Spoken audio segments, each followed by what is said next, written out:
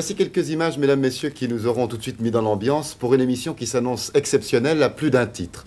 Exceptionnel d'abord parce qu'il n'est pas dans la coutume des oiseaux de nuit que de ne s'attacher qu'à un sujet pour tout un soir. C'est ce que nous allons faire aujourd'hui en direct. Et exceptionnel surtout par la qualité des invités qui, pour la première fois, se trouvent réunis en direct sur un plateau de télévision. Ils viennent de plusieurs pays différents. Ils ont un point commun. Ce sont tous des héros de l'aviation de la dernière guerre. Peut-être à deux exceptions près, mais enfin, nous vous les présenterons tout à l'heure. N'anticipons pas. J'aimerais commencer par Pierre Klosterman, qu'il n'est plus nécessaire de présenter ni comme auteur ni comme pilote, auteur d'un best-seller, Le Grand Cirque, et évidemment héros de la dernière guerre. Vous avez, Pierre Klosterman, un dessin devant vous. Je crois qu'il faut tout de suite dire que chacun de nos invités en ce début d'émission va présenter le modèle sur lequel il a le plus travaillé, si je puis dire. C'est cela. Il s'agit là d'un Tempest, d'un Hawk Tempest 5, sur lequel j'ai volé pendant tous les derniers mois de la guerre. Voulez-vous, Pierre Klosterman, nous présenter les invités qui sont à vos côtés? Eh bien, si vous voulez, dans l'ordre, nous avons là un des grands as de la Royal Air Force de la bataille de Londres, qui est Stanford Tuck. Ensuite, à ses côtés, vous avez celui qui a été, je dirais, son principal opposant, qui est Adolphe Galland, mon Dieu, qui a un véritable record de victoire comme pilote de chasse. Et en face, mon ami Jeff Page, qui a été le commandant de l'escadre de Spitfire dans laquelle j'ai volé comme jeune pilote, et qui est en plus un vieil ami. Vous n'avez pas montré vos dessins respectifs, messieurs Stanford Tuck, Galland et Page. Oui. Voulez-vous peut-être nous présenter vos appareils rapidement? Pierre Klosterman, vous pourriez peut-être dire de quel modèle il s'agit pour monsieur Stanford Tuck? Stanford Tuck a piloté des Spitfire 2 et 2 canons et 5. Naturellement, ça c'est l'admirable Messerschmitt 109E et G. C'est le Gustave, is it the Gustave? Oui. C'est le Gustave. Oui. Et en face, c'est un Spitfire 9 que nous pilotions, Jeff Page et moi-même, en escadron. Et puis alors ça, celui-là, c'est le Tempest que je vous ai montré tout à l'heure. Avant d'aller plus loin, Pierre Klosterman, quelle impression cela vous fait-il de vous trouver avec vos anciens compagnons d'armes, et j'allais presque dire un ennemi, mais je crois que le mot est à bannir dès le début de cette émission, puisque dans votre arme, vous ne parliez pas d'ennemis, mais d'adversaires.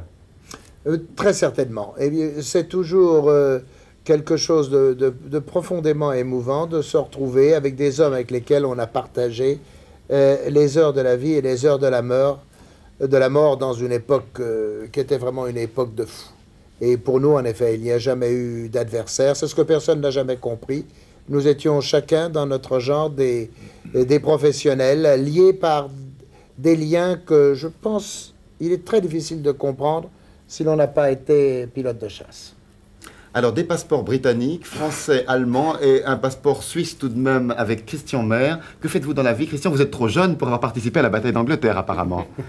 Oui, je suis trop jeune, mais enfin, je suis quand même, disons...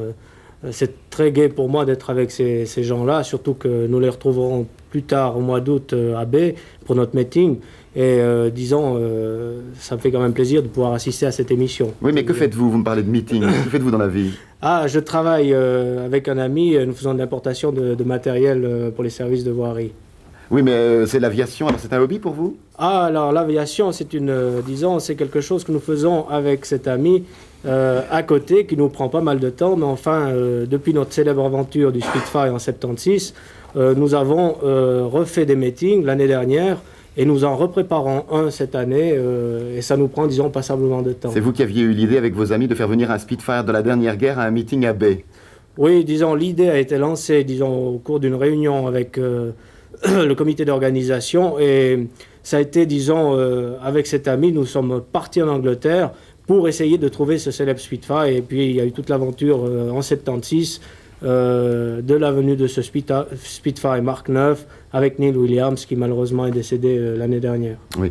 Dans cette émission, nous allons aborder bien sûr les aventures, entre guillemets, de tous les héros que nous avons sur le plateau et aussi peut-être l'aspect psychologique, le climat qui régnait lors de la Deuxième Guerre mondiale.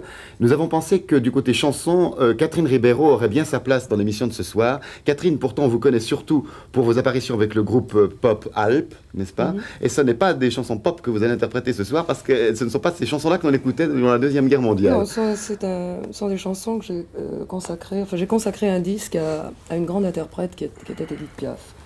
Et je l'ai fait vraiment pour le plaisir. C'est un disque que nous avons fait, que j'ai chanté en direct avec 57 musiciens, ce qui est quand même rare. Oui. Et voilà. Je crois que le plaisir se sent à l'écoute de ce disque. Mais je suis sûr qu'en tout cas qu'il y a toute une génération qui aura plaisir à retrouver ces chansons d'Edith Piaf qu'on chantait durant la Deuxième Guerre. Oui, oui, non, mais on m'a déjà dit ça après les concerts. Il y a D'accord. des jeunes qui ont découvert Edith Piaf grâce à moi. Voilà. Un climat donc amical entre toutes ces personnes qui se retrouvent après tant d'années sur le plateau des Oiseaux de Nuit ce soir.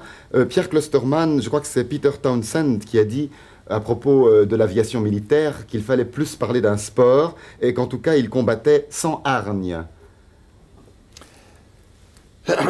Je me souviens que la plus belle, la première chose que nous a dit notre Alan Deere, qui était notre commandant d'escadre, la première escadre où je me suis trouvé de la Royal Air Force, il a dit la chose suivante. Il a dit vous n'avez pas à vous plaindre, on vous donne le plus beau gibier du monde, mais attention, il tire sur vous. C'est la différence avec les autres gibiers. We give us the best hunting, but the game shoots back. That's true. Goddamn true. Il faut peut-être, avant d'aborder vraiment le sujet de la bataille d'Angleterre, situer le climat dans lequel vous vous trouviez, vous, en tant que jeunes gens, lorsque la guerre éclata. Et parler peut-être de l'attrait que représentait l'aviation pour vous à ce moment-là. Je ne sais pas si M. Page se souvient peut-être de ce que représentait un avion pour lui juste avant la Deuxième Guerre mondiale. Je ne comprends pas exactement. What was the meaning of flying for you before the Second War? C'était un sport, mon hobby, c'est tout, pas autre chose. Mais n'était-ce pas le sujet qui intéressait les jeunes à ce moment-là, par-dessus tout? Quand vous êtes jeune, vous avez besoin d'une voiture, sports car, autre chose. Mais pour moi, avant la guerre et pendant la guerre, quelqu'un m'a donné un Spitfire et un salaire. J'étais très très content avec ces choses. Et quelqu'un comme Adolphe Galland pour un sujet pour mes fusils. Comme cible. Pierre Klosterman, est-ce que ces jeunes étaient préparés pour ce qui les attendait? Étaient-ils préparés de la même manière dans le camp britannique et dans le camp allemand? Je ne pense pas. Je ne pense pas. On posera la question au général Galland après, mais je pense que les jeunes Anglais avaient une attitude, comme l'a dit Churchill, ces jeunes gens qui avaient été formés sur les champs de sport d'Oxford et de Cambridge. C'était plus, ça relevait du rugby et du football, vous voyez, l'amour de l'aviation qu'ils pouvaient avoir. C'était un sport. Ils savaient qu'un jour, ils auraient à défendre le roi et le royaume, mais il faut se souvenir, c'était les jeunes gens aux longs cheveux. C'est-à-dire, ils étaient des contestataires, par définition, car il y en avait déjà. Et ce sont ces contestataires qui ont piloté les Spitfire et les Hurricane, qui ont gagné la Battle B. As far as the Germans were concerned, what the young people, what they did, they started with glider. What was their feeling just before the war? They were enthusiasts for flying, and they were enthusiasts for seeing how much support was behind this, and they didn't realize that they were prepared for war. Ah, ça c'est très intéressant. Ils étaient des enthousiastes et ils étaient heureux de voir qu'ils étaient très soutenus par les autorités, très aidés, mais ils ne se doutaient pas qu'en réalité, on les préparait pour la guerre. Vous avez encore quelque chose à ajouter, Monsieur Galland? Alors, Have you got anything else to say on this? Because I think you've said everything when you said that. This is it's about what I want to say. On this subject. quelle a été votre réaction le jour où vous avez appris que la guerre éclatait et que vous alliez être impliqué dans cette guerre? Oh, I became acquainted with the war already before because I have been asked to join the so-called volunteers in the Spanish Civil War. This has been in 36. Vous étiez préparé puisque vous aviez dû rejoindre... Il pilotait un Messerschmitt 109 à la Légion Condor en Espagne en 36 déjà. Et vous, Monsieur Stanford Tuck? Oui. How were you prepared when the Second War began? Well, in 39, when the war started, I had been flying with a fully qualified, as a qualified fighter pilot from 1936. And so I had been through the training over and over again until 39, when the war started. So one was what one considered a professional fighter pilot. Vous étiez un professionnel. Déjà. Oui, nous avions déjà, car en réalité, ce sont les professionnels, n'est-ce pas, enfin professionnels entre guillemets, n'est-ce pas, qui ont fait la bataille de Londres, n'est-ce pas, Stanford Tuck. Vous étiez volunteer reserve, VR ou... No, I was short service Un commission short for 4 years. Il y avait ce que l'on appelait, n'est-ce pas, les engagements de courte durée qui vous permettaient d'être formé jusqu'à l'état de pilote de chasse complet. C'était le cas de Stanford Tuck. Et la guerre... Pardon. But Pierre, when they offered me a permanent commission in 1939, they offered me a permanent commission, the Air Board, and of course I accepted it, so I was talking to Jeffrey about it, so I was then a permanent, real professional. Et après, n'est-ce pas, au moment où la guerre a commencé à s'approcher, on a offert à ces garçons qui étaient déjà entièrement entraînés, alors un brevet d'officier, n'est-ce pas, qu'il a accepté en 1939. Et la guerre éclata, nous avons un premier document qui nous vient de la Luftwaffe, et vous allez voir que ce sont des images exceptionnelles puisqu'elles n'ont été projetées que très rarement en télévision. Vous ne les avez pas encore vues, vous allez découvrir en même temps que nos téléspectateurs. Alarm bei der Flak-Artillerie. Englische Jäger und Bomber greifen an.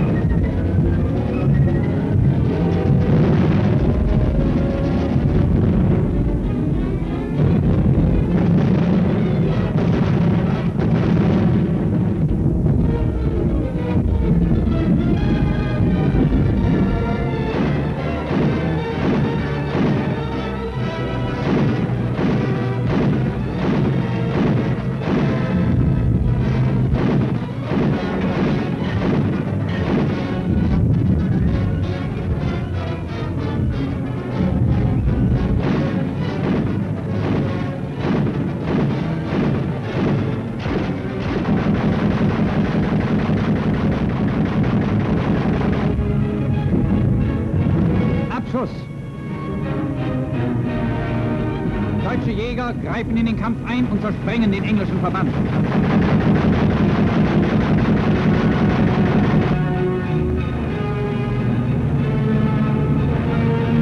Das blieb von einem englischen Bomber übrig.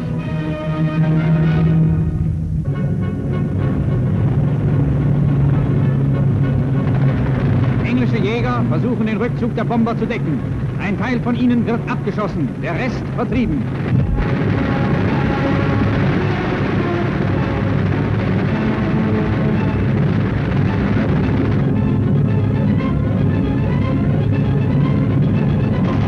Wieder greift ein Brite an.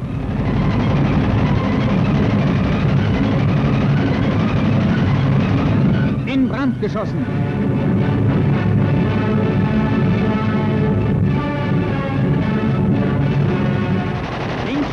Wirken unserer Flakartillerie, die im Zusammenwirken mit unseren Jägern dem Feind den Weg verlegt.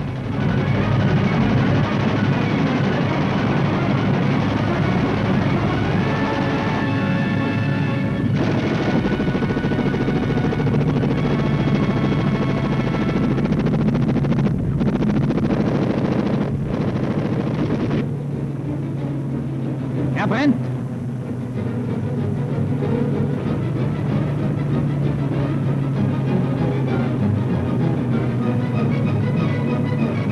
Die so prahlerisch angekündigte Non-Stop-Offensive der britischen Luftwaffe zur Entlastung der bolschewistischen Bundesgenossen ist im Feuer unserer Flakartillerie und in den Gegenangriffen unserer Jagd- und Kampfgeschwader zusammengebrochen.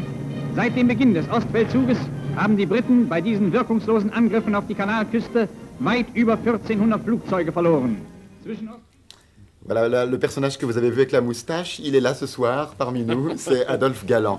Voilà l'avis d'un néophyte, de quelqu'un qui ne connaît rien à vos problèmes, messieurs, mais il me semble que ce qui se dégage de ce document, c'est peut-être une idée toute simple, c'est que le danger venait d'en haut et d'en bas. Est-ce que ce n'est pas un peu cela, Pierre Klosterman? Danger was coming up from bottom and from upstairs. From the bottom. Oui, vous avez vu d'ailleurs, vous voyez ce que pouvait donner sur cet écran le tir, vous voyez, d'un très bon et très exercé tireur. C'est sur des Spitfire qu'il tire, c'est les Spitfire que l'on voit abattus, c'est les Spitfire 5. Les Spitfire 2, hein? Deux, hein? Spitfire 2 and 5. Two and five. Et en effet, c'est un document exceptionnel. J'avais jamais vu ce document. Est-ce qu'un document comme celui-ci, avec la musique qui est ajoutée, le commentaire qui dramatise un peu la situation, restitue quand même assez fidèlement l'impression que vous éprouviez, vous, lorsque vous vous trouviez à bord d'un de ces appareils? Non, parce que dans les avions, c'était le silence. Il y avait tellement de bruit que c'était un silence, c'était un fond de silence. En réalité, toutes ces choses se passaient tout doucement et très, très gracieusement, en ralenti et en silence. Il y avait un bruit de fond. C'était quand votre moteur s'arrêtait, que vous sautiez en parachute, d'un seul coup, vous vous trouviez au milieu d'un effroyable vacarme. C'était le bruit des moteurs. Mais tant que... see, as long as you were fighting, it was silent, because the noise of your airplane was just a silent background. Yes, Do you agree? Except, sauf, comme dit Sanford Tock, sauf les ordres en radio. Alors parfois, évidemment, il y avait les gens parlaient trop. Sometimes they spoke too much. Vous avez vu des milliers de documents depuis la Deuxième Guerre mondiale. Lorsque, comme ce soir, vous vous trouvez brutalement confronté à un document que vous n'aviez jamais vu, puisque vous venez de nous le dire, Pierre Klosterman, quelle sensation est-ce que cela évoque en vous? Est-ce qu'immédiatement, il y a, je ne sais pas, des odeurs, des sons, des sentiments qui ressurgissent? Je pense que c'est when you see an old picture like this, but of which you have been an actor, what is your feeling? My feeling is that this picture has been shown from the side of our public relation first. This is not showing the real nature of the war.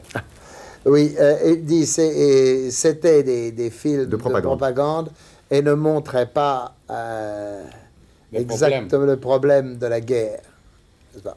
Oui. On pouvait s'en rendre compte au ton du commentaire, d'ailleurs, assez facilement. Ah, bah oui, forcément. Alors, quelle était la mission d'un pilote de la Royal Air Force et quelle était celle, si on peut la définir par opposition peut-être, d'un pilote des forces germaniques? Est-ce qu'il y avait une différence? Est-ce que l'un avait un rôle de protection par rapport à l'autre qui était un rôle d'attaquant? Je ne sais pas, suivant les cas. What was the role? I mean, at what time? I suppose you were attacking, he was defending, and then after the thing It changed. Yeah. In 40, we started the Battle of Britain, and we were attacking Britain. And the fighter command, especially, did make us a terrible time. And we had the mission to fight down the fighter force in order to allow us to make an invasion.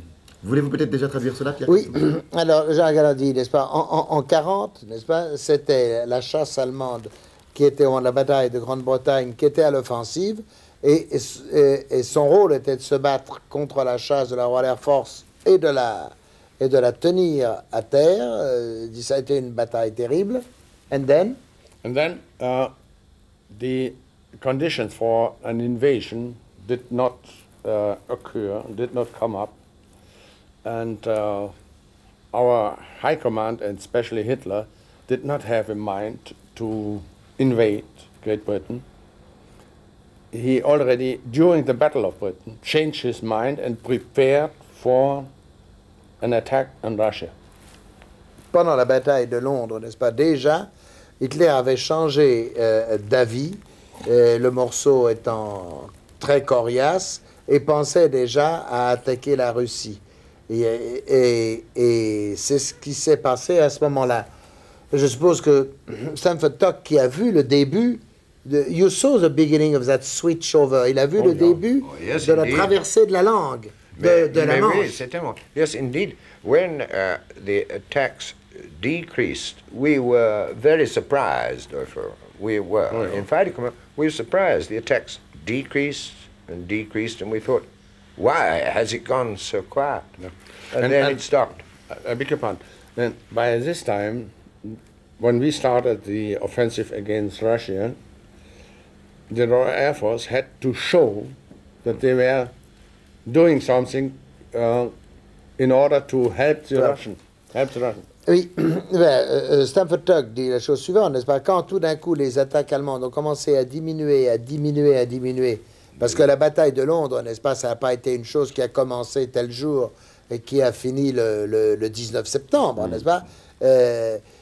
Alors, ça a diminué petit à petit et les Anglais étaient très étonnés, n'est-ce pas? Et comme dit Galland fort justement,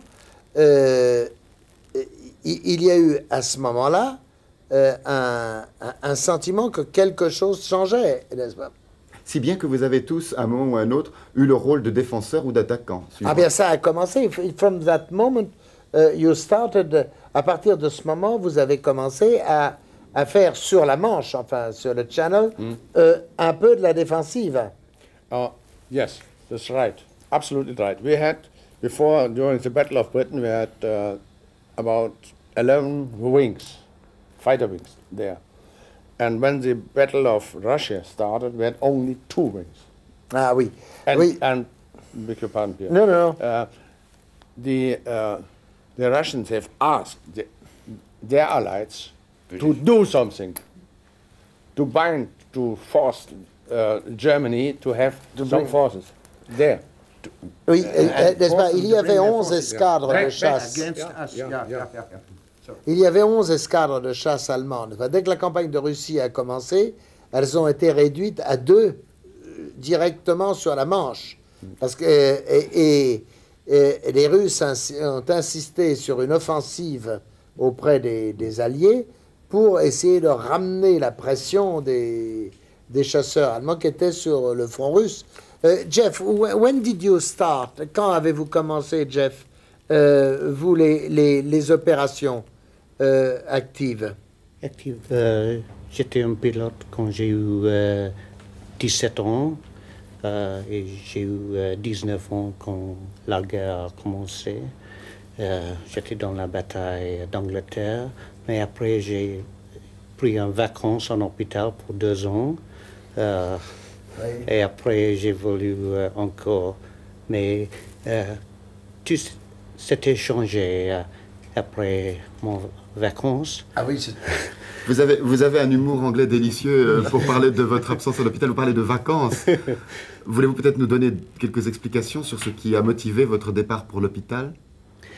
Oui, c'était un jour, nous avons attaqué à peu près de 90 avions. Nous étions 9 Hurricanes. Et j'ai reçu un coup de foudre. J'ai descendu par parachute dans la mer. Et après une demi-heure, un bateau vous a récupéré? Oui. Mais c'était un peu difficile parce que j'étais brûlé et les qu'est-ce que c'est? Équipement. L'équipement, oui. C'était dégonflé. Si vous voulez bien, nous allons revivre un petit peu par le cinéma qui reconstitue ce genre de scène, l'ambiance qui devait être celle que vous avez connue à ce moment-là. Voici une nouvelle séquence du film La bataille d'Angleterre, et vous nous direz peut-être tout à l'heure si cette reconstitution correspond à ce que vous avez vécu sur le terrain. Londres.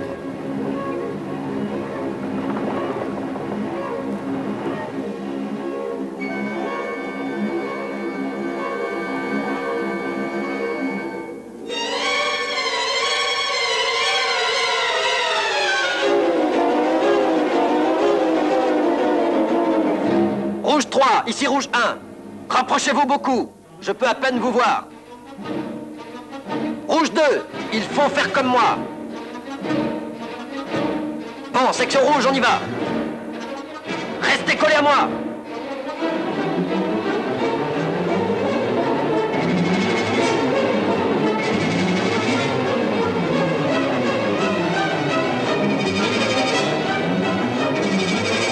Rouge 3, derrière vous.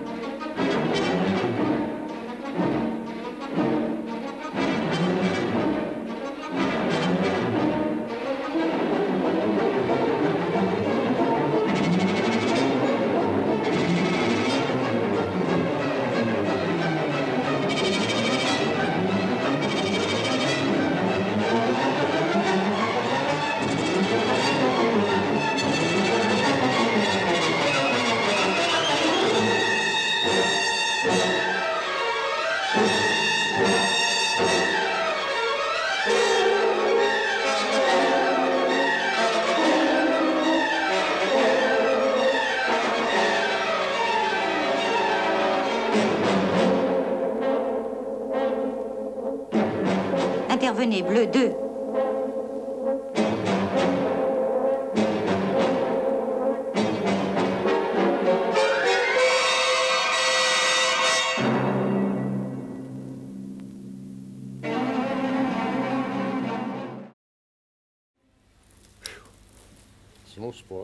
Voilà, Jeffrey Page, quelle impression ces images vous font-elles?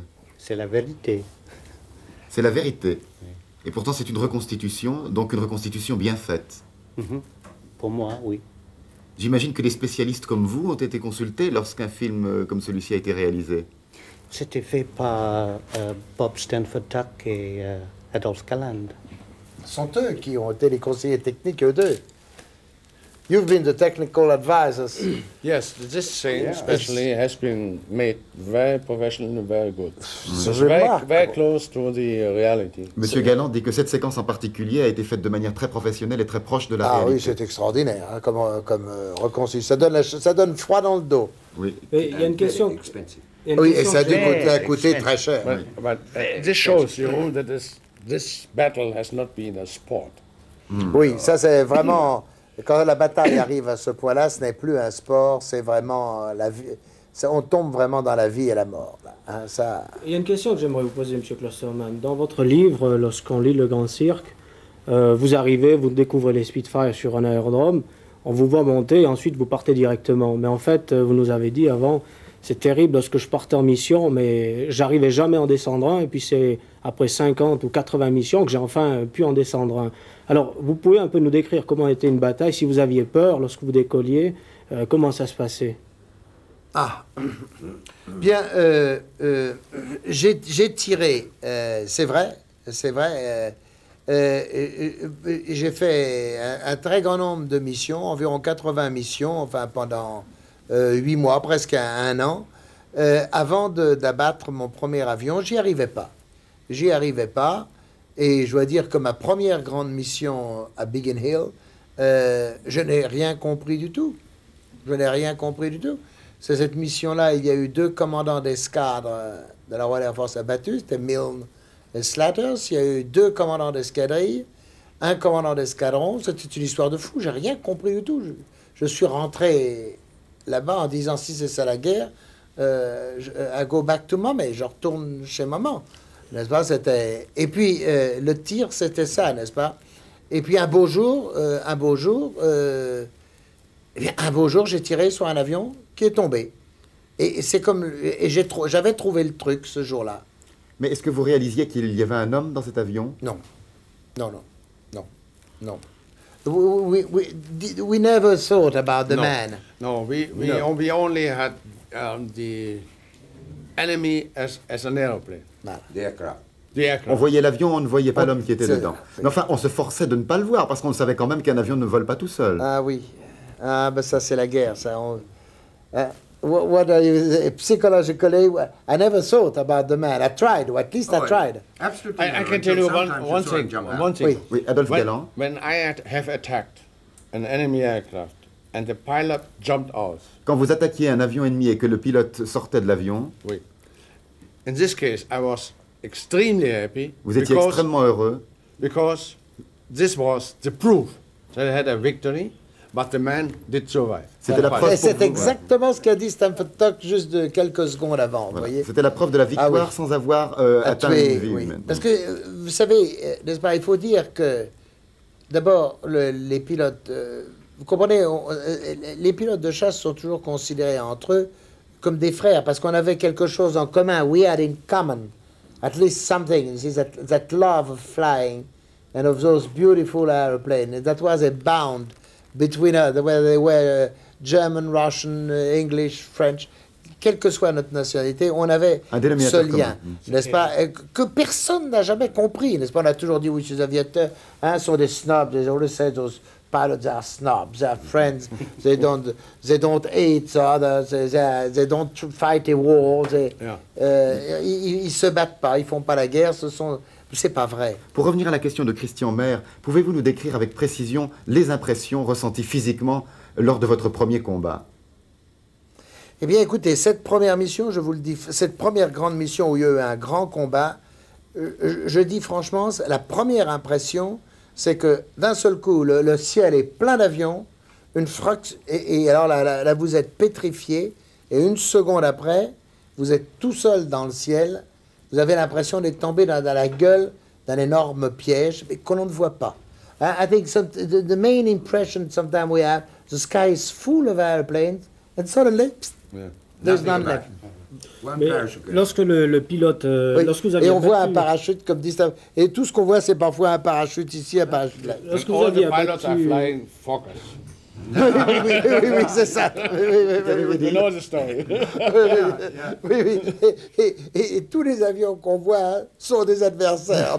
Quand ils vont rentrer à la maison. Lorsque vous aviez abattu un avion ennemi, que ce soit aussi bien du côté anglais que du côté allemand, vous voyez, disons, le pilote qui réussit à sauter en parachute. Est-ce que vous aviez un soulagement ou bien est-ce que les Anglais ou les Allemands ont eu tiré sur des parachutistes? C'est exactement ce qu'ont dit Galland et Stanford Tuck, et que pourra vous dire Jeff Page. C'était le soulagement de voir que l'autre était... he's asking about shooting parachute. I never saw. J'ai jamais vu un pilote tirer...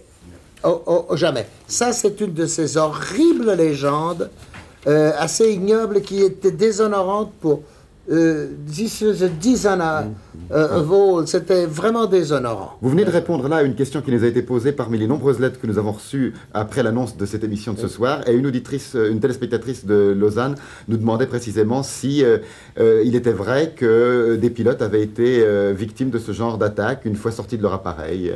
Vous venez donc de répondre à cette question. Je vous propose de retrouver un document maintenant. Cette fois, ce n'est plus une reconstitution. C'est de nouveau un de ces documents exceptionnels que nous avons pu préparer pour vous ce soir. Et les Spitfire que vous avez vus en maquette dans notre studio, vous allez les voir évoluer maintenant pour de bon.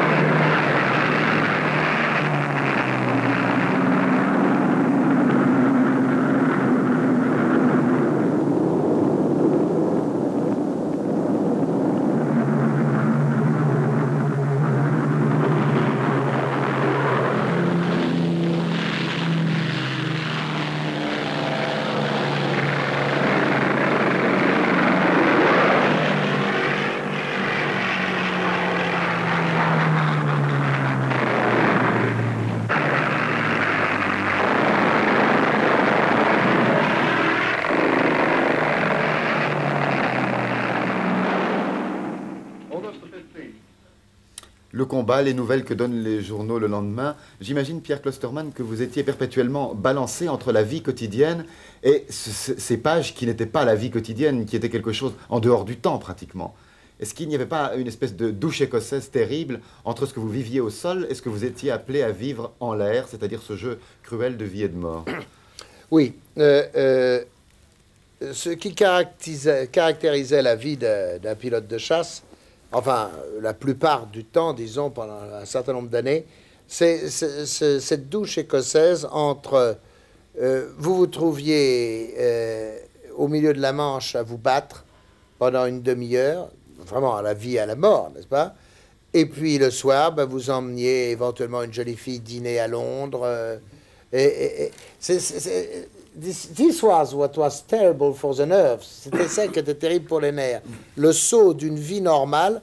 Vous comprenez, si vous êtes dans une tranchée, dans la boue jusqu'au cou, c'est horrible, c'est effrayant. Vous y restez 1 mois, 3 mois avec vos camarades, tout le monde y est. Il y a un moment où il y a une anesthésie de l'horreur. Or, on n'arrivait jamais à être anesthésié. Et ça, c'était vraiment terrible. Revenir à la vie normale, puis... vous comprenez, nous sommes des gens civilisés, on n'est pas fait pour ce genre de truc, ce genre de jeu. Vous comprenez, en réalité, on n'est pas fait pour ça. Cette histoire, quand on a fait des études, on a fait des humanités, et puis on met un gamin de 18 ans, 20 ans, on le met dans un engin avec 1800 chevaux sur les genoux, et puis on lui dit, tu vas aller tuer un gars que tu aimes bien, enfin, donc, qui pourrait être un merveilleux ami pour toi, puisqu'il aime les mêmes choses que toi, et puis après on le ramène, et on lui dit, et puis il est libre, il va danser dans une boîte de nuit où il va dîner, il sort une jolie fille, enfin il est dans la vie normale, et puis en sachant que le lendemain matin, à 6 h du matin, il va repartir. Mais n'était-ce pas indispensable d'avoir tout de même ces transitions? Il n'était pas possible. Je crois que du côté allemand, d'ailleurs, M. Galland pourrait nous le dire, il était beaucoup plus souvent, lui, sur pied de guerre, n'est-ce pas? The question he's asking is this, the difference between... the actual fighting and the life we were leading on the ground. On the ground. Was it more, did that make it more difficult or easier? Est-ce que ça rendait les choses? Je vais poser la même question. I would reply this way. We as fighter pilots had a good life. Good living conditions. We were living in French castles. Oui, No? c'est sûr. A good life. But nevertheless, we had to fight twice or 3 times per day, and we had a terrible danger for 1 hour or for 40 minutes, 45 minutes, and this 2 or 3 times, and then we could relax. We realized that every day somebody was lost, somebody was killed. Sometimes in a wink, 5, 7 pilots. And this was terrible for the morale and terrible for everybody. Monsieur Galland vient de dire que ce qui était terrible pour le moral et pour tout le monde, bien que les conditions de vie étaient des conditions de privilégiés pendant la guerre, c'est la découverte quotidienne des amis qui s'en allaient et qui étaient tués lors des combats. 5, 7, il dit par jour ou parfois par sortie. Mais pourquoi est-ce que vous êtes, vous les quatre, vous êtes encore ici, et puis des gens, des autres pilotes, comme par exemple Mouchotte, disons son nom, est-ce que vous étiez meilleur, ou bien est-ce qu'il a fallu beaucoup de chance pour que vous arriviez à faire 5 ou 6 ans de guerre? Ah, that's a question. How is it? That's a $64 question. Why are we here? Why so many aren't there? Well, I would say, Pierre, that a lot of us, if you were going to get through it and do it constantly, daily, as Dolfo has just said, 3, 4 times, one was lost in a day from a wing. If you were going to do it over and over and over and over again, then it was a question of that little lady luck. Whether she sat there. That's right. Because the law of averages would catch you and quick. Goddamn right. C'est très juste ce qu'ils disent, n'est-ce pas? Il n'y a rien à faire. Les lois, la statistique. D'accord, quand on lance les dés, ça recommence à chaque fois, mais c'est pas vrai, pas au bout du compte. C'est quand on le fait, qu'on le recommence, qu'on recommence, n'est-ce pas? Si on n'a pas ce petit chouïa de chance au moment où il faut, eh bien, ce n'est pas possible. Les statistiques jouent contre vous. To answer your question, in addition, I would like to tell you that I lost 2 brothers of mine in my own wing. Bon, il a perdu ses 2 frères qui étaient pilotes dans sa propre escadre. Yeah. The one had, the first one, the eldest one, no, the youngest one was first killed. He had 21 victories. Le premier a été tué, il avait 21 victoires.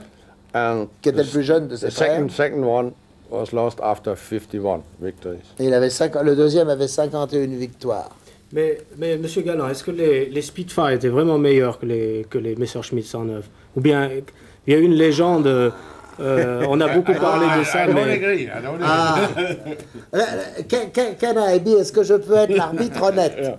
Hein? The foreigner. Je suis l'étranger, hein? Entre ces Anglais et ces Teutons, je suis l'étranger. Hein? Eh bien, on a toujours cru, hein? We always believed, on a toujours cru que le Spitfire tournait mieux que le Messerschmitt 109. Tout le monde l'a cru. Mais je crois que les essais faits par des pilotes d'essai du Central Flying School et des grands établissements d'essai ont prouvé que le Messerschmitt 109, très bien piloté, tournait mieux que le Spitfire, très bien piloté. Ce qui se passait, n'est-ce pas, c'est que le Messerschmitt 109, le Spitfire était très facile à piloter. Hein? Le Spitfire was a loveliest, c'était une petite mer. Le Messerschmitt 109 était très difficile, il fallait lui parler. Ah oui. Mais the 109, you see, everything proves that well flown. Pierre, you know the story when Goering was blaming our fighters in the 1940. Ah oui, oui. I'll translate the story. Tell it and I'll translate it. Mais vous la connaissez, Pierre Klosterman, pour gagner oui, mais du temps. Ça va Peut-être bon, la rappeler brièvement. Le général raconte, n'est-ce pas, l'histoire de Goering. Mais oui, mais ça, je ne sais pas, c'est la vérité. Nous, on connaît la légende. Oui. He was blaming us for the malfunction of the faults of our fighter escort because we had too many bomber losses. Il se plaignait de Goering s'était plaint à Galland. He was blaming que les escortes étaient mal faites de chasseurs. The wing commanders, especially my friend Mulders and myself, and he talked to us and was blaming for hours and for minutes and minutes going on, and he was comparing the conditions with World War I, which is not any more guilty at this time, wasn't any more guilty, and then finally he said, okay, I blamed you now for about an hour.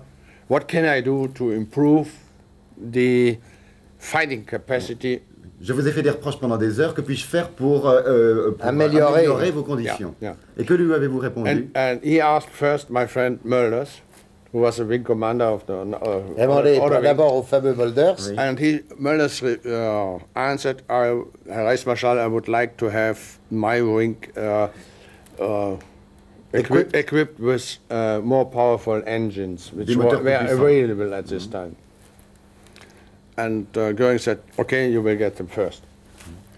The engines. Göring a répondu, vous serez la première escadre à avoir les Messerschmitt avec les moteurs les plus puissants. Oui. And since he had asked us all the time to fly at the same speed with the bomber stream, to slow down and sit close to the bombers, I have always argued this is impossible. We can't do this because we are targets only for the Spitfires. He said, better you were shot down than the Spitfire, than our bombers. Oui, no, but I'll explain what you've just said. Oui, si l'histoire pouvait être résumée un tout petit peu. Oui, voilà. Alors, n'est-ce pas, le général Galland a répondu, plutôt que disait, il faut que vous escortiez de très près les bombardiers. Et Galland disait, attention, c'est très dangereux, parce que si on met les chasseurs à la même vitesse que les bombardiers, on les transforme en cibles. Yeah. Okay. And then he asked me, what can I do for your wing? Et il vous a dit, qu'est-ce que je peux faire pour vous? C'est ça. Vous. Yeah. And I replied, please, Herr Reichsmarschall, equip my wing with Spitfires. Équiper mon escadrille avec des Spitfires. Avec des Spitfires. C'était les avions anglais. Et quelle a été la réaction de Göring? He was quiet for just a minute. And then he turned back and he was stamping like this. I didn't get Spitfires, but I was not punished either. Vous n'avez pas été puni, mais vous n'avez pas eu de Spitfire non plus. Écoutez, nous allons maintenant revoir... non, tout à l'heure, nous aurons un document. Je vous propose maintenant peut-être de faire que notre émission soit un peu à l'image de ce que vous viviez, c'est-à-dire nous évoquons des combats, et nous avons un temps peut-être de relax, si je puis dire maintenant, avec une de ces chansons que Catherine Ribeiro a enregistrées et qui fait partie de cet album réunissant certains des plus grands succès d'Edith Piaf. Et je pense que toute une génération va avoir plaisir à retrouver cette chanson, puisque les événements dramatiques comme la guerre sont souvent accompagnés de chansons qui en rappellent le souvenir lorsqu'on les entend. Il s'agit des Amants d'un jour, une chanson que vous n'avez pas oubliée.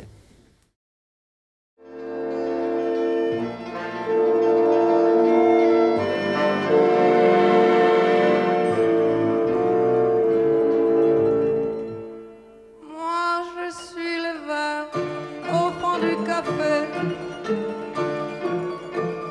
J'ai bien trop à faire pour pouvoir rêver. Mais dans ce décor banal à pleurer, il me semble encore les voir arriver. Ils sont arrivés, se tenant par la main, l'air émerveillé comme des gamins portant le soleil. Ils ont demandé d'une voix tranquille un coin pour s'aimer au cœur de la ville. Et je me rappelle qu'ils ont regardé d'un air attendri la chambre d'hôtel au papier joli. Et quand j'ai fermé la porte sur eux, il y avait tant de soleil au fond de leurs yeux que ça m'a fait mal, que ça m'a fait mal. Moi je suis le verre au fond du café. J'ai bien trop à faire pour pouvoir rêver. Mais dans ce décor banal à pleurer, c'est le lendemain qu'on les a trouvés. On les a trouvés se tenant par la main, les yeux refermés vers des lendemains remplis de soleil. On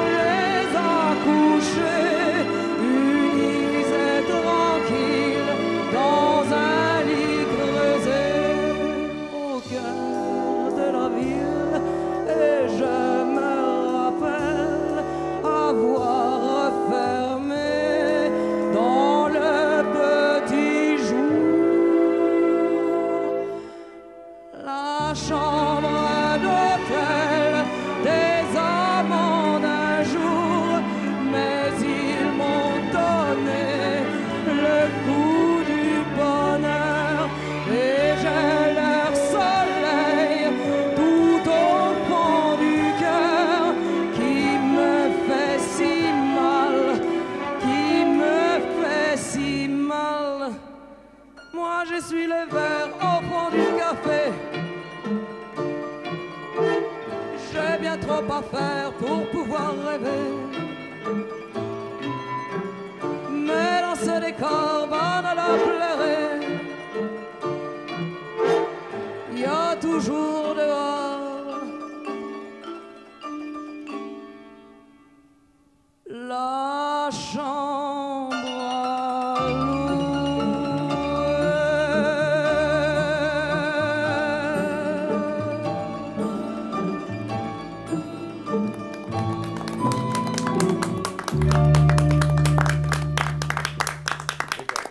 C'était une gageure, je crois, que de reprendre les grands thèmes d'Edith Piaf. Et pour cet exploit, Catherine Ribeiro a reçu le Grand Prix de l'Académie Charles Cros. Retour maintenant au combat et à la bataille. Voici un document qui nous vient de nouveau du côté allemand. C'est Monsieur Galland, Adolphe Galland, qui va s'y reconnaître avec sa moustache et son cigare. Regardez bien, vous n'avez peut-être pas vu ces images depuis bien longtemps, les avez-vous jamais vues?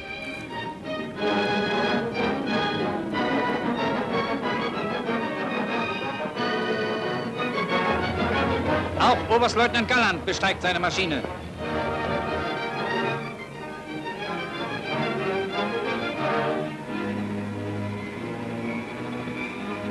Das Seitenruder trägt 56 schwarze Striche, die Siegeszeichen der bisher 56 Abschüsse.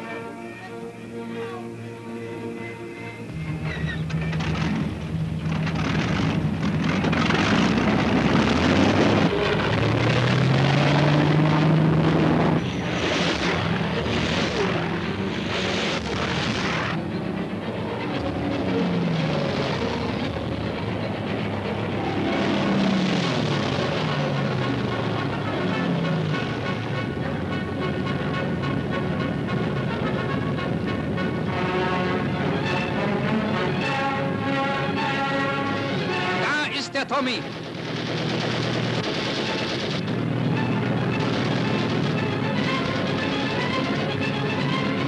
Oberstleutnant Galland hat den Engländer gepackt, der durch wilde Kurbelei zu entkommen versucht.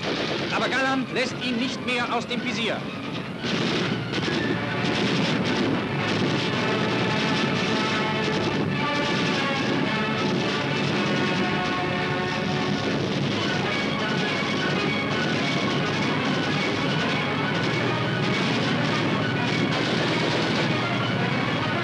Die folgenden sensationellen Bilder wurden mit einer eingebauten Kamera gedreht, die mit dem MG gekoppelt war und sich automatisch auslöste. Getroffen, brennend stürzt die englische Maschine in die Tiefe. Das war Oberstleutnant Gallands 57. Abschuss. C'était votre 56e victoire, si j'ai bien compris, oui. Monsieur Galland. Et je pense qu'elles étaient répertoriées, c'était ces petits traits que nous voyions à l'arrière de votre avion. Oui, exactement. Comment une victoire pouvait-elle être homologuée alors que Pierre Klostermann, tout à l'heure, a attiré notre attention sur l'extrême confusion qui régnait lors des combats? Était-ce vrai que vous disposiez d'un système de cinéma que vous appeliez ciné-mitrailleuse ou ciné-mitraillette? This was one way to confirm a victory. C'était l'une des façons de confirmer la victoire. In case you didn't have to dispose of cameras, you need people who witness. S'il n'y avait pas de caméra, il fallait des témoins. Oui. And in the case when we were fighting after 41 over our own territory, you must show the. Il fallait montrer les morceaux. À partir de 41, quand ils se battaient au-dessus des territoires où ils avaient accès, les débris de l'avion faisaient foi. And this was sometimes very difficult because the anti-aircraft people, they were closer to the spot. Les gens de la DCA arrivaient avant et disaient « c'est nous ». Adolphe Galland, vous les aviez vus souvent, ces images, depuis la dernière guerre? Had you seen that film? No, never seen. Il n'avait jamais vu ce film. Il n'avait jamais vu avant maintenant. Oui, avant maintenant. The first time. Vous qui avez rencontré Hitler en personne, qui avez fréquenté Göring, vous allez regarder les images qui vont suivre maintenant dans le document suivant avec la même curiosité. Je ne sais pas si celles-là vous les avez vues. En tout cas, nous les avons retrouvées pour vous ce soir et elles vont vous présenter en compagnie de Göring dont vous nous parliez avant la chanson tout à l'heure. Oui. C'est peut-être même le jour où il lui a demandé oui. Maybe it is the day of you asked for Spitfires. Der Reichsmarschall spricht zu den Jägern, die Tag und Nacht auf der Wacht sind. In dem Feuer ihrer Waffen brachen viele Angriffsversuche englischer Bomber auf die besetzten Gebiete und auf das Reichsgebiet zusammen.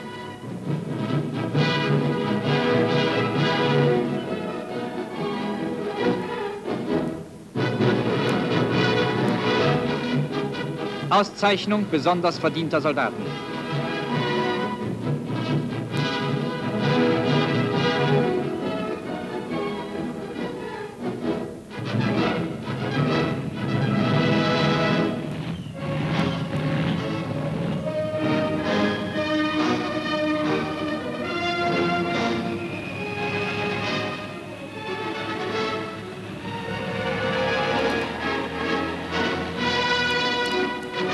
Eichenlaubträger Major Ösau.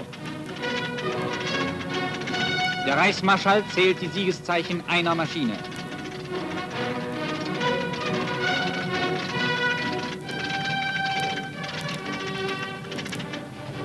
Jagdflugzeuge werden zum Start gerollt.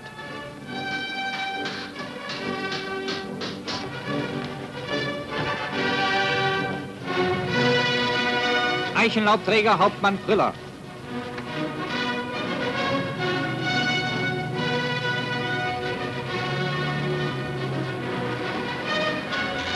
Im scharfen Wind der Luftschraube. Start zum Überwachungsflug über dem Kanal. Adolphe Galland, j'imagine que la plupart des personnes que nous avons vues dans ces images ne sont plus de ce monde. What did you say? All those people you saw, all those friends and pilots? Unfortunately, most of them are dead already. La plupart d'entre eux sont morts. Cela nous rappelle tout de même que nous parlons maintenant avec quelques dizaines d'années de recul de ces événements. Parfois, vos propos font penser un petit peu qu'il s'agissait d'un sport. Et il faut quand même que l'idée de la mort reste présente dans nos esprits. Ce n'était pas un jeu banal. C'était tout de même quelque chose de dramatique. Et je pense que tous, de votre côté, que ce soit du côté britannique, du côté des Alliés ou du côté allemand, vous avez été marqués par tout cela.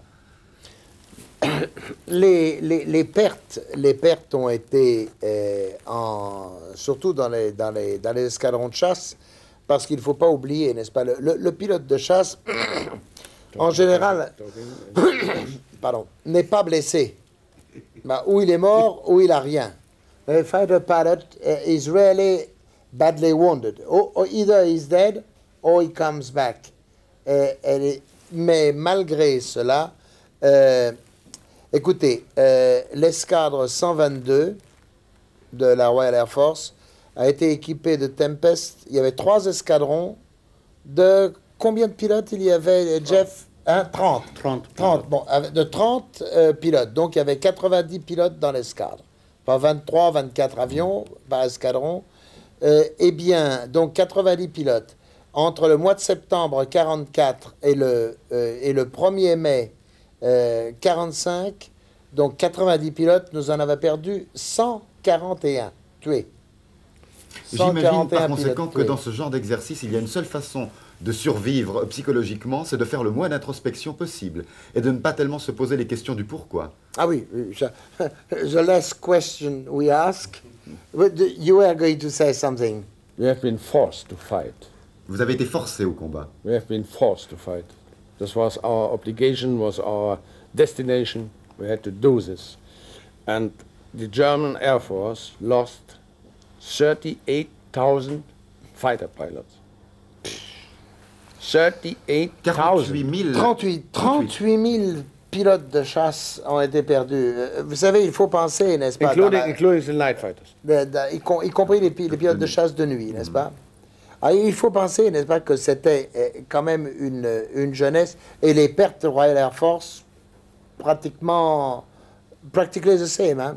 So, I would like to add, if you compare the losses with the victories, the losses are weighing much heavier. Oui. Si l'on compare les victoires et les pertes, les pertes ont été des deux côtés, c'est ça qui est extraordinaire, plus élevées que les victoires.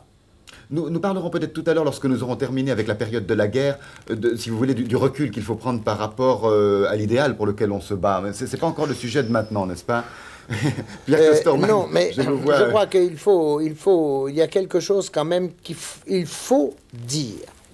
I say there's something that has to be said. Il y a quelque chose qu'il faut dire.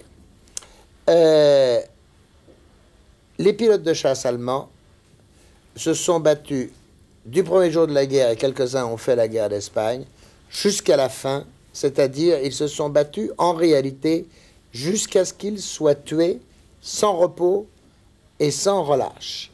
Alors ça explique deux choses. Et sans réserve. Et sans réserve. Ça explique une chose. Un, les pertes colossales. Et deux, ceux qui ont survécu étaient devenus des professionnels de tel ordre que c'est l'explication des 150, 200, 300 victoires qui sont identiques, plus le nombre de missions. How many missions have you made? Oh, I didn't make many missions because I was grounded already on the staff. By the end of 41 when this film has been shown there. Vous avez été gradé tout de suite. The pilots. But I started again. We have pilots which were shot down, which had to jump out by parachute 10, 11, 12 times. 12 times. They were wounded 8 times or more. Il y a eu des pilotes qui ont été obligés de sauter 8 fois, 10 fois, 12 fois en parachute et qui étaient obligés de recommencer, qui recommençaient et qui recommençaient. C'était pas notre cas, n'est-ce pas? Nous, on avait ce qu'on appelait les tours of operation. Combien de missions c'était un operational tour, Jeff? C'est à peu près pour Bomber Command, c'est 50, et pour les pilotes de chasse, c'est peut-être 6 mois comme ça. Mais oui, 6 mois de repos, 6 mois de guerre, 6 mois de repos, et ainsi de suite. Eux, non. Ils allaient jusqu'au bout.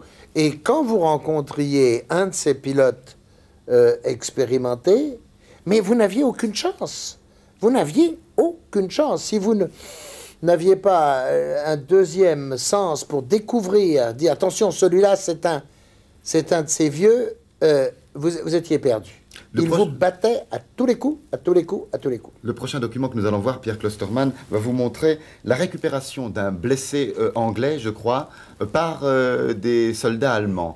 Et je ne pense pas que vous le connaissiez non plus, c'est quelque chose que nous avons retrouvé pour l'émission de ce soir. En tysk luftbevakningspost vid franska kanalkusten upptäcker ett engelskt inflygningsförsök och larm går genast till närmaste tyska jaktdivision som går upp för att möta det engelska angreppet. Följande bilder från flygstriden är tagna vid en automatisk filmkamera som byggts in i ett av de tyska jaktplanen.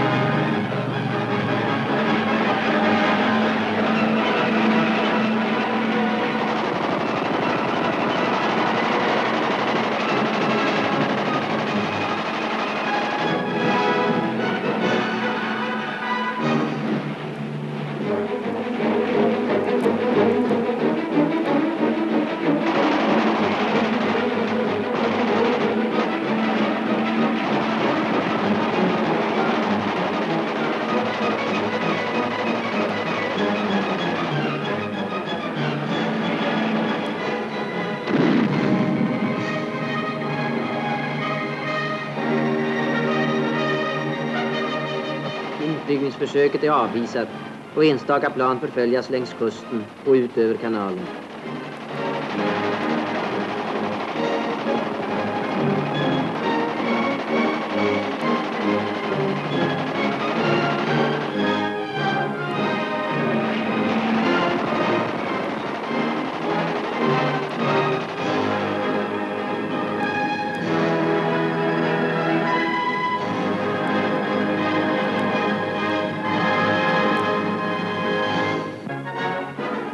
Personalen vid en tysk kustbevakningsstation på Greklands sydkust har fått meddelande om att en brittisk flygmaskin skjutits ned utanför kusten och att dess förare driver omkring på vrakspillror från maskinen. I en snabbgående patrullbåt går det ut för att försöka rädda honom. Där borta flyter han på resterna av ena vingen.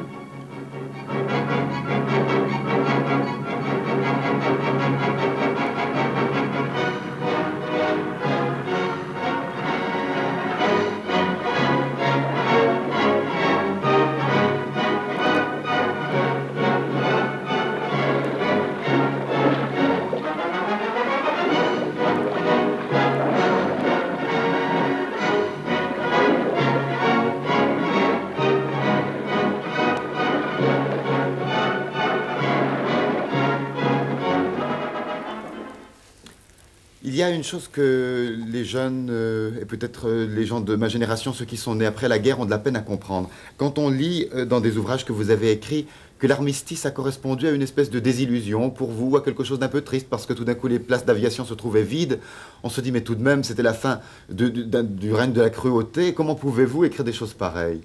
Est-ce que cette époque était si exaltante pour vous que vous ayez eu à la regretter au moment où l'armistice est arrivé? What do you think? You say when the war, most of us wrote when at the day the war finished, we felt very empty. What was your feeling? Well, I think, yes, personally, I was very pleased the war was over, but I thought, well, now, what do we do? What do we do next? Il était heureux que la guerre était finie, et pourtant, il a dit, ben maintenant, dans quel monde, dans quoi, vers quoi va-t-on? New. Our feelings, Oui, my feeling was very poor at the time because we were completely defeated and cut down, absolutely. And for several years, we didn't believe that we could recover anymore from this. Mais vous comprenez, n'est-ce pas? Et lui, il dit à la fin de la guerre, pour eux, le pays était détruit et ils ne pouvaient pas croire qu'un jour le pays réussirait, son pays réussirait à reprendre. But now, I would say, the war was not for nothing. Mais vous dites aujourd'hui que la guerre n'a pas été faite en pour vain. rien. Because the war has brought us together. We are allies now. Il a fallu cette guerre finalement pour nous amener à devenir des amis et des alliés. Finalement, elle était tellement horrible que ça pouvait nous amener qu'à ça. N'était-ce pas cher payé? Another war between the Western people is not anymore in excess. It cannot be occur. Oui, il dit que c'est plus possible. Maintenant, en Europe de l'Ouest, entre les pays de l'Europe, une guerre n'est plus possible. C'est Churchill qui a dit, je crois, jamais un aussi petit nombre d'hommes n'a permis de sauver la vie d'un aussi grand nombre, en parlant des pilotes de chasse. De la bataille de Londres. De la bataille de Londres. Oui. Donc on ne va pas maintenant demander qui étaient les plus forts, on ne va pas entamer un débat sur le résultat du match entre les pilotes, je dis bien, s'il y a eu match nul ou pas. Mais ce qu'on peut dire, c'est que les pilotes ont eu un rôle déterminant dans l'évolution du conflit. Ah, oui. Bon... Everyone knows the fighter pilots are modest, so everybody will excuse us. Tout le monde sait que les pilotes de chasse n'ont une modestie qui n'a d'égal que la haute opinion qu'ils ont d'eux-mêmes. Mais il faut bien reconnaître, n'est-ce pas, que comme sans les pilotes de chasse de la Royal Air Force, je ne sais pas qui aurait gagné la guerre, mais en tout état de cause, sans les pilotes de chasse de la Royal Air Force, elle aurait été perdue. N'est-ce pas? Et finalement, il n'y a pas eu une action militaire possible sans le contrôle de l'aviation de chasse en l'air, sans la domination aérienne, le contrôle aérien. Et le contrôle aérien n'est possible qu'avec de très bons pilotes de chasse et de très bons avions. Ceci étant naturellement possible uniquement dans le temps et dans l'espace. On n'a pas le contrôle aérien partout. Vous avez été des pilotes de chasse, vous avez été aussi en quelque sorte des pilotes d'essai, puisque j'imagine que durant cette période, l'aviation a fait un bond prodigieux, un peu grâce à vous. Et j'aimerais vous montrer maintenant un document, ce sera le dernier, qui alors est contemporain. Il s'agit de l'évolution d'un avion que vous connaissez, je crois, c'est le Harrier. Harrier, oui. Harrier. Et vous allez voir la différence qu'il y a entre les avions que nous avons vus tout à l'heure et ce qui se passe maintenant dans notre ciel, puisque c'est l'un des plus modernes actuellement. Et puisque ces images sont muettes, vous pourriez peut-être poursuivre le commentaire, Pierre Klostermann, et nous dire quelles étaient les différences entre vous qui étiez dans des cabines non pressurisées à 10 000 mètres d'altitude et le confort dans lequel se trouvent actuellement les pilotes de guerre.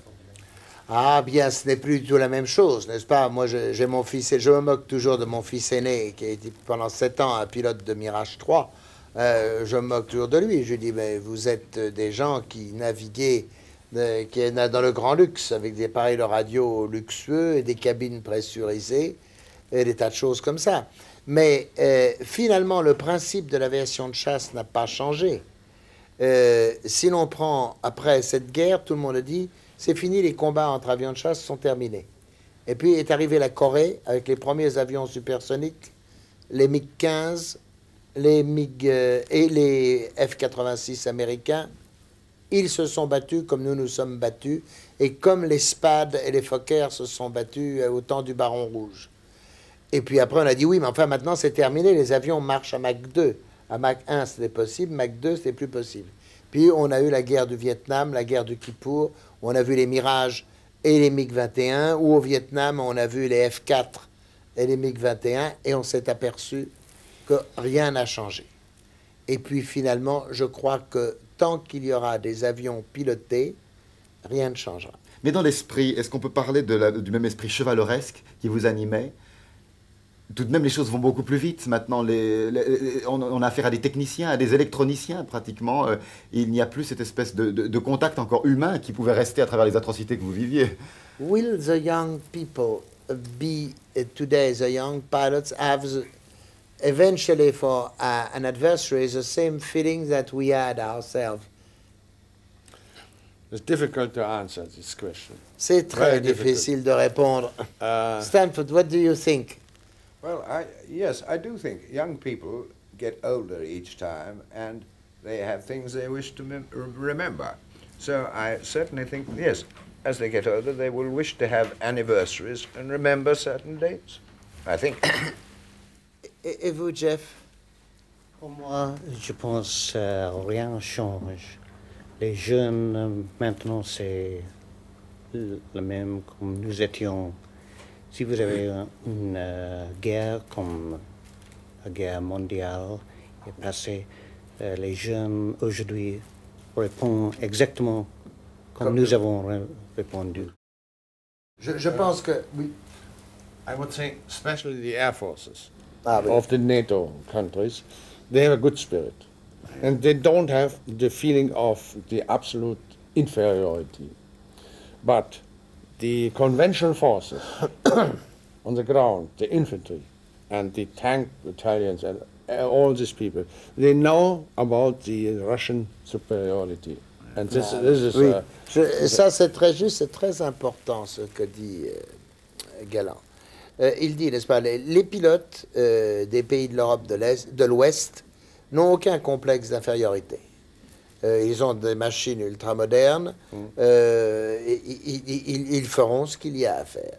Ce sont les autres armes, évidemment, les chars, l'infanterie, tout ça, qui évidemment risquent d'être submergés éventuellement par les énormes forces de l'Est, surtout les chars, n'est-ce pas? Vous parlez de tout cela au futur, j'espère bien que ce futur ne se réalisera jamais. Oui, oui, c'est un futur illimité, n'est-ce pas? Nous l'espérons tous. Et c'est peut-être, disons, le message de fin de cette émission, parce que je constate que vous avez passé une partie de la journée avec nous cet après-midi. Vous êtes venu d'Angleterre, d'Allemagne, de France, pour vous retrouver ici environ 35 ans après les événements que nous avons évoqués. Vous étiez, j'allais dire ennemi, je dirais adversaire, donc durant la Deuxième Guerre mondiale, et vous voilà amis ce soir, évoquant des souvenirs, alors que vous étiez à la vie, à la mort, ou plutôt à la mort lors de la dernière Guerre mondiale. Est-ce que ce n'a pas un côté un peu dérisoire, tout cela? Qu'est-ce que la guerre, quelle est la justification de la guerre si 35 ans après vous vous retrouvez sur un studio de télévision comme ce soir, les meilleurs amis du monde? Ben, c'est le privilège d'avoir vécu des choses que les autres n'ont pas vécues. That's the privilege of having living things that nobody else have lived. Mais vous êtes un champion de la pêche, Pierre Klosterman. Est-ce qu'on ne peut pas trouver des amis pêcheurs? Mais j'ai des amis pêcheurs, mais je n'ai jamais échangé la vie et la mort avec eux. J'ai échangé la vie et la mort avec lui et avec lui. Et c'est cela qui scelle une amitié? Des amitiés très différentes des autres. C'est quelque chose de... Vous savez, c'est difficile. Yes. Oui. Thanks to NATO and thanks to our defense efforts, we have been living for the last 33 years in peace. Yes. And the purpose of our forces, of the NATO forces, is only to prevent a war, not to fight a war.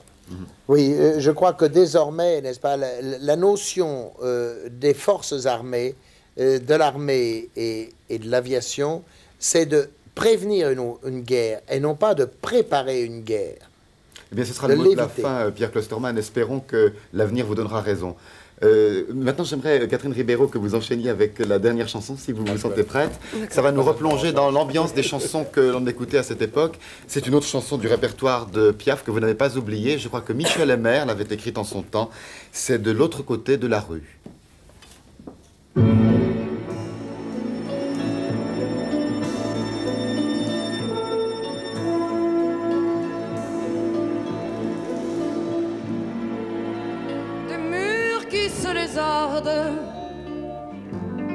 Un escalier étroit, une vieille mansarde, et me voilà chez moi. Un lit qui se gondole, une table de guingois, une lampe à pétrole, et me voilà chez moi. Mais le soir quand le cafard me pénètre et que mon cœur est par trop malheureux, j'écarte les rideaux de ma fenêtre et j'écarquille les yeux. L'autre côté de la rue, y a une fille, oh, une belle fille, qui a tout ce qu'il lui faut et même le superflu. L'autre côté de la rue, elle a de l'argent, une maison, des voitures, des grands soies, des bijoux, des fourrures. L'autre côté de la rue, il y a une fille, oh, une belle fille. Si j'en avais le quart, je n'en demanderais pas plus. L'autre côté de la rue. Quand je sors de l'usine, il pleut ou il fait froid,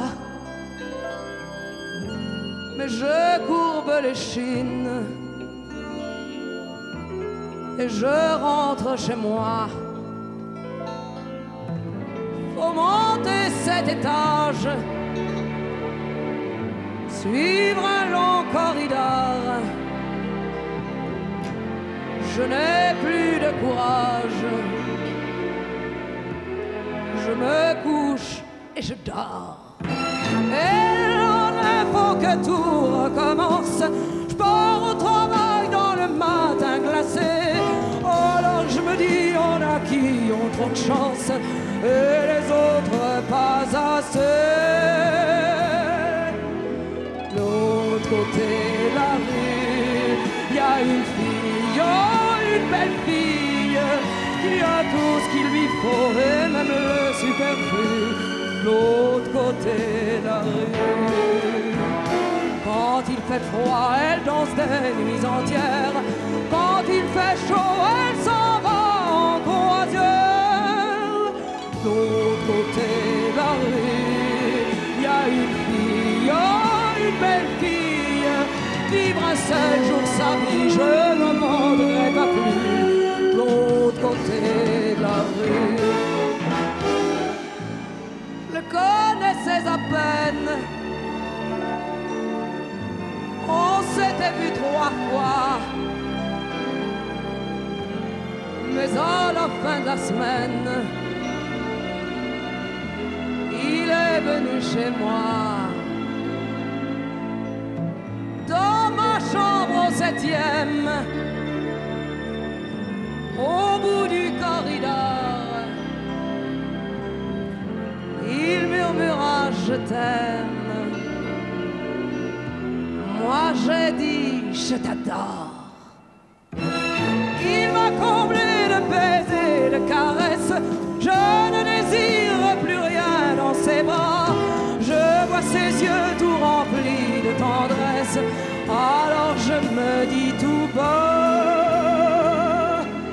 l'autre côté de la rue, y a une fille, oh, une pauvre fille, qui ne connaît rien de l'amour ni de ses joies éperdues.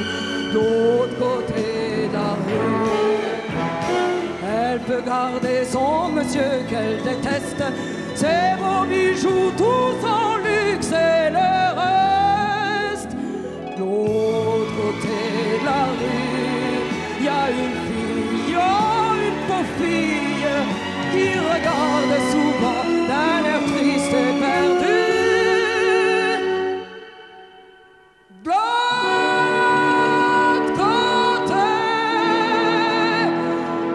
la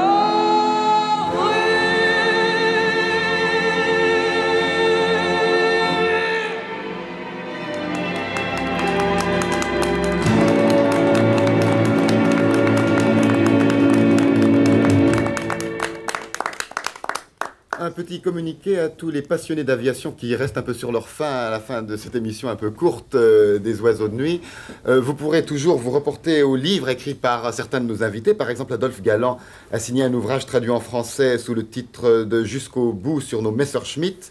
Monsieur Stanford Tuck a écrit L'immortel héros de la RAF. Et faut-il rappeler que Pierre Klosterman est l'auteur du best-seller Le Grand Cirque. Maintenant, pour voir des avions sur le terrain, Christian Maire, que faudra-t-il faire au mois d'août ? Eh bien, du 15 au 20 août, vous viendrez à B, où vous pourrez voir tous nos amis invités ce soir, et en plus Douglas Bader. Il y aura également 2 Spitfire, le Harrier que vous avez vu voler, et peut-être, je dis bien peut-être, un Messerschmitt 109, mais ça, ce n'est pas encore sûr. Alors, rendez-vous à B pour ce grand meeting. Rendez-vous avec Alice Donna, non pas dans 15 jours, mais dans 3 semaines, pour la dernière émission des Oiseaux de nuit avant l'été, puisque dans 15 jours, il y aura du football avec la Coupe du Monde. Donc, dans 3 semaines, Alice Donna et de nombreux autres invités sur le plateau des Oiseaux de nuit. Bonne fin de soirée et bon week-end.